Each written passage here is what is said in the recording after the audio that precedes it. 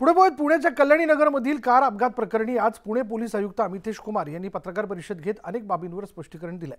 Police तपासात दिरंगाई झाली असं म्हणणं चुकीचं असून घटनाक्रम कळताच कलम 304 लावल्याचं पोलिसांनी सांगितलं। तर महत्त्वाचं म्हणजे आरोपीला परिणामांची कल्पना होती। कार अल्पवयीन आरोपीच चालवत होता, कार ड्रायव्हर चालवत असल्याचं भासवलं गेलं। ड्रायव्हरने कोणाच्या तरी दबावाखाली जबाब दिल्याचंही पोलीस म्हणाले। तर अल्पवयीन आरोपीच्या रक्ताचे नमुने अजूनही मिळालेले नाहीत, पण या केसची दिशाच वेगळी आहे। ब्लड रिपोर्टवर ही केस अवलंबून नाही असंही स्पष्टीकरण पुणे पोलीस आयुक्त अमितेश कुमार यांनी दिलं। तसंच काही राजकारणाच्या घटनेप्रकरणी 2 नव्हे एकच FIR दाखल असल्याची ही माहिती पोलिसांनी दिली। अमितेश कुमार यांनी काय म्हटले बघा, जाणून घेऊयात। आरोपीला पिझ्झा बर्गर दिल्याचा आरोप त्यांनी फेटाळला। ड्रायव्हरला अडकवण्याचा प्रयत्न केला गेला। ड्रायव्हरने दबावाखाली जबाब दिला होता। तो मुलगाच कार चालवत होता, त्या मुलाला परिणामांची कल्पना होती। प्रमुख खटला सदोष मनुष्यवधाचा दाखल करण्यात आला। अजूनही रक्ताचा रिपोर्ट आलेला नाहीये, फक्त रक्ताच्या रिपोर्टवर हा खटला अवलंबून नाही। पुरावे नष्ट करण्यासाठी प्रयत्न झाला का याचा तपास सुरू असल्याचं त्यांनी म्हटलंय। पोलीस तपासात कुठलीही दिरंगाई नाही, पोलिसांकडे पबमधलं CCTV फुटेज सुद्धा आहे असं देखील त्यांनी म्हटलेलं आहे।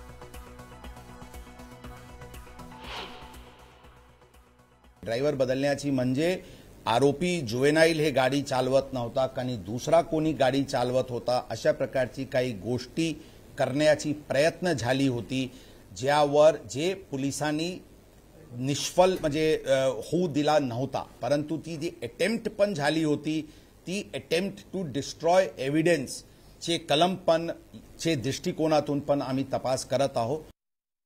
ब्लड रिपोर्ट आतापर्यंत या केसचे प्राप्त झालेली नाही। ब्लड रिपोर्ट बद्दल आपल्याला आम्ही स्पष्ट सांगू इच्छितो की सुरुवातीला ब्लड सॅम्पल घेण्यात आली होती आणि त्यांना फॉरेन्सिककडे पाठवण्यात आली होती।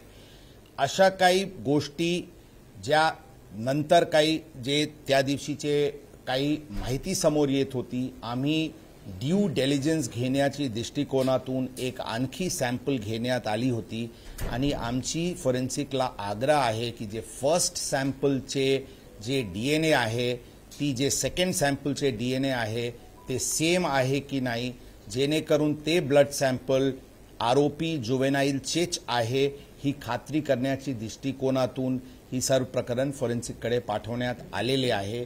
घटनाक्रम कळल्यानंतर त्याच दिवशी अंदाजन 11 ते 12 चे सुमारास या प्रकरणामध्ये 304 कलम वाढवण्यात आला होता। 304 म्हणजे non bailable offence, culpable homicide amounting to murder